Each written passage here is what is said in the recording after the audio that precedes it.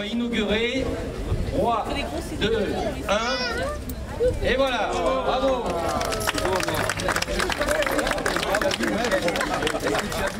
Donc je suis Thierry Albertini, maire de la Valette du Var, vice-président du conseil départemental et vice-président de la métropole Toulon-Provence-Méditerranée.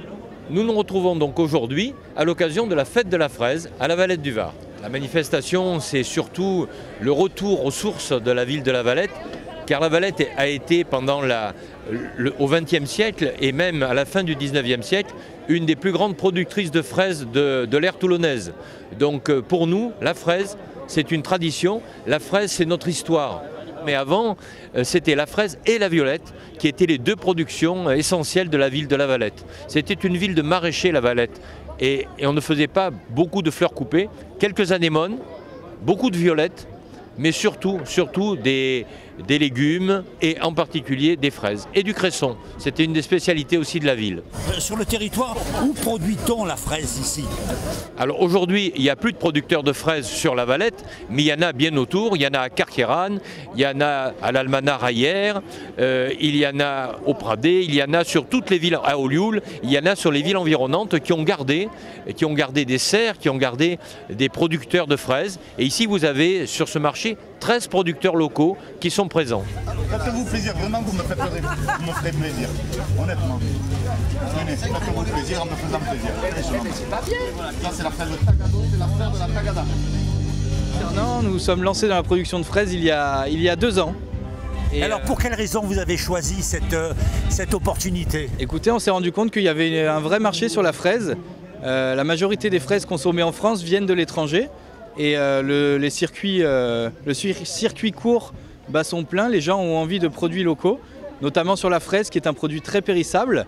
Donc là, ça nous permet, nous, de produire nos fraises et de les vendre en direct à nos clients. Après, vous êtes lancé depuis 2 ans, quel est le premier bilan que vous faites?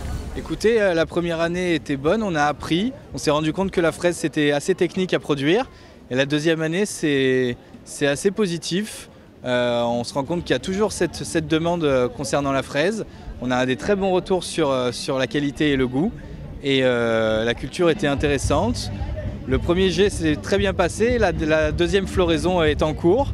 Donc on verra au mois de juin comment se passe la cueillette et la commercialisation. Alors quelles sont les variétés que vous proposez? Nous proposons 5 variétés à la pépinière Valbray. Nous avons la Cléry, la Manon des fraises, la Délie, la Sifflorette et la Favori. La gariguette, non. Nous en avons fait l'année dernière et on s'est rendu compte que la gariguette n'est pas forcément une fraise adaptée à notre climat. Il fait trop chaud. C'est une variété qui est assez sensible à l'oïdium, c'est un champignon. Et finalement, c'est une fraise que tout le monde connaît, mais c'est une fraise assez acide. Et les gens préfèrent plutôt les fraises plus sucrées comme la Sifflorette ou la Délie ou la Manon des fraises. Comment se présente le cru 2022? Excellent, excellent, excellent. Ça a été compliqué avant Pâques parce qu'il faisait pas très beau. Donc la fraise a quand même besoin de soleil pour avoir du sucre.